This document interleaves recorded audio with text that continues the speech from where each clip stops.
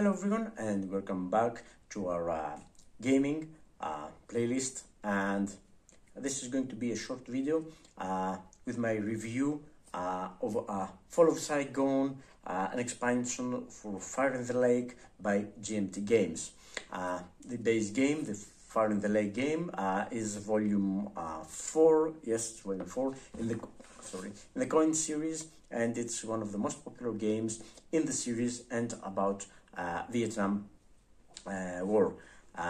Now, in the expansion, I got the expansion Fall of Saigon, which covers the years after Paris peace talks, the years 73 to 75. The base game ends at the time, ends 1972 with the Paris peace talks, and there was a demand, let's say, by players everywhere to be able to play the rest of the war that led to the titular Fall of Saigon. So there were some. It was not included, let's say, this period in the base game for very good reasons, but you'll have to read the designer notes to get a grip of how different things were after the Paris peace talks. However, I have got this one, and I have recorded the playthrough. It's up there on YouTube in my channel, and of course on Board Game Geek, so you can watch it and see for yourselves. Let me say that I have only played the Black April solo scenario, just two factions, Arvin and NVA. It's shorter and simpler. We just use the Fall of Saigon mini deck and no other cards, but there is the potential, there are rules for extended scenarios, I mean medium and short scenarios, which means that you can start with the base game, Fire in the Lake, reach the end of the game and have the Paris peace talks, and then continue with Fall of Saigon up until the end of the war.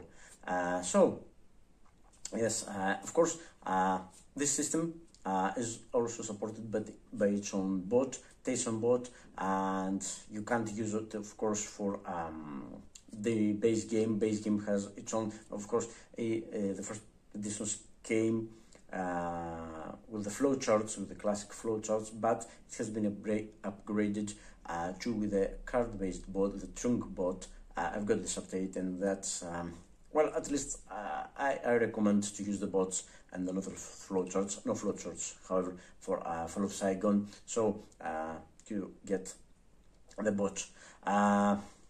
Okay, it introduces the new thing that introduces is armor, of course, and which has an impact on how the game is played. And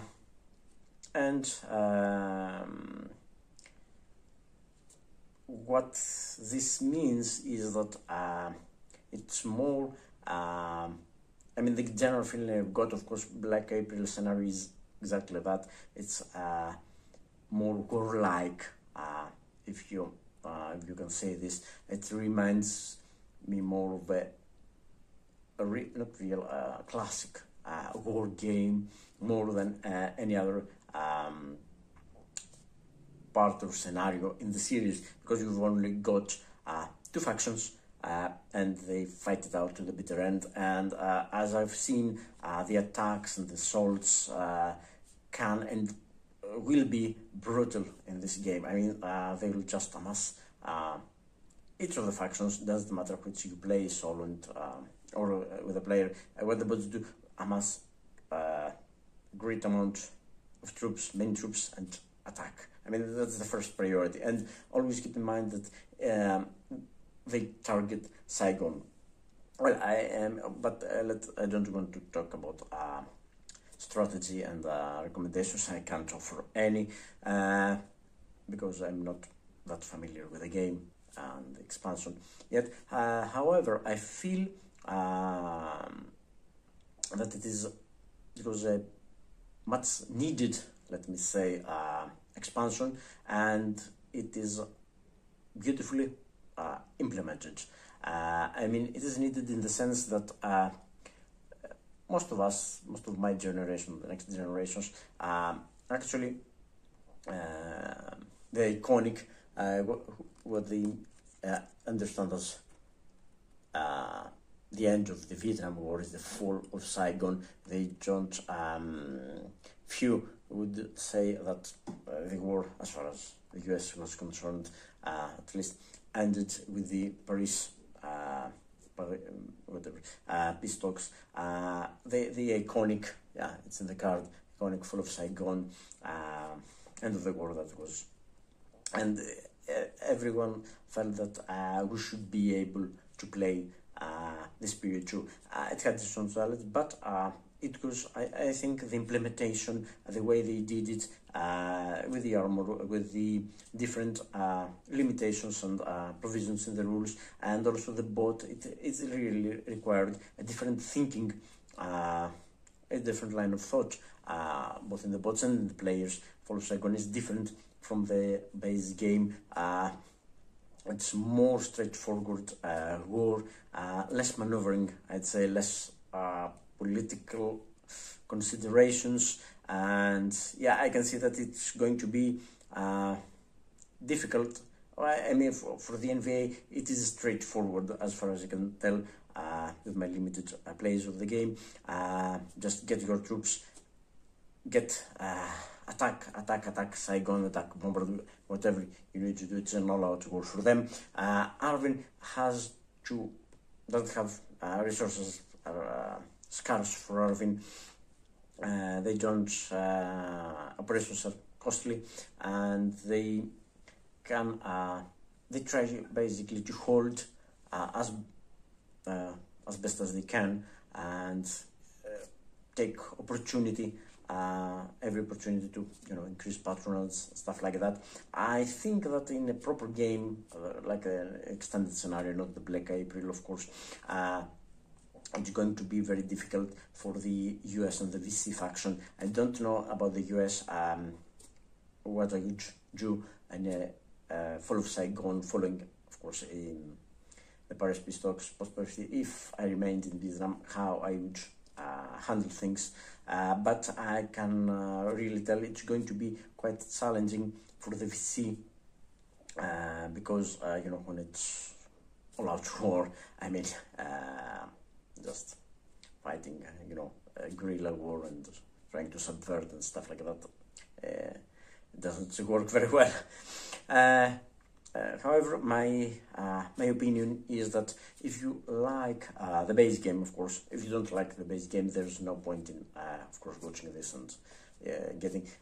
If you don't like the base game, no, then Fall of Saigon is not going to improve things for you. Unless, I mean, it's just what you want is war games, and you like the Black April scenario in the war, more war-like aspect of it.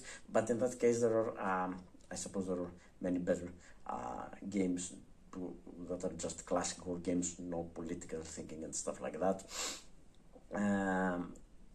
But if you like the base game, then I think you should try, and you should get Fall of Saigon, not only because it completes the game, but it offers an enhancement of the base playing experience. I mean, it presents new challenges to the players, especially the US player and the VC player. I think they're going to find themselves in a more difficult, let's say, situation.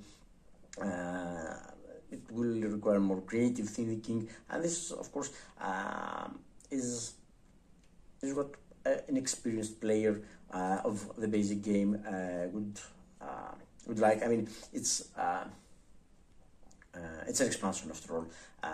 You're supposed to have the, of course, the basic game, but also be quite familiar with it. It doesn't require the expansion doesn't require familiarity. It doesn't require for you to be an expert in Fire in the Lake, but in order to be able to play it in a satisfying way. Let's say you have to grasp the basics of the base game first. So if you buy them together, I would suggest you first play the base game a couple of times, get familiar with the thinking, and especially if you're going to use the bots, then yeah, you should take it one step of a time. Don't try to, to get straight into Fall of Saigon.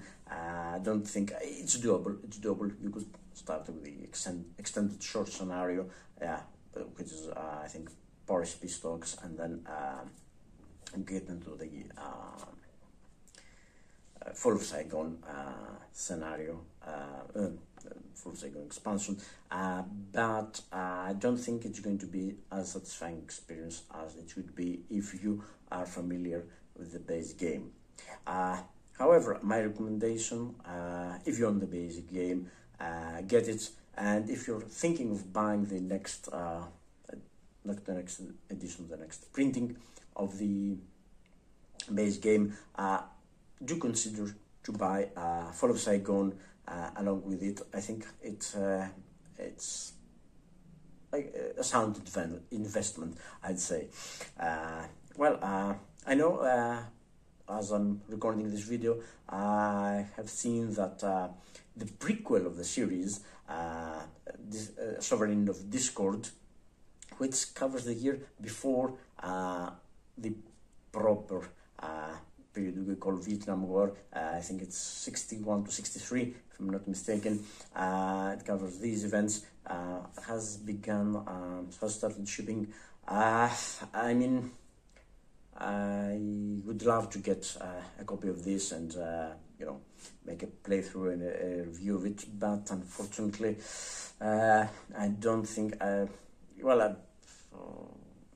My budget, let's just say that my budget doesn't allow it anytime soon. So yeah, I mean, I would love it if any of you could, send me a copy or whatever, but I don't see this happening. So yeah, I would love to, if and when I'm able to, I'll definitely have a look and try to get Sovereign of Discord. Hopefully it will be as good as Fall of Saigon. So that's it. I love the experience. I think it adds many interesting elements to the base game. So yes, I would totally recommend you to buy it either as an addition to your game or together with the next print of the base game. So that's all for now. Hope you enjoyed it and stay tuned for my next project.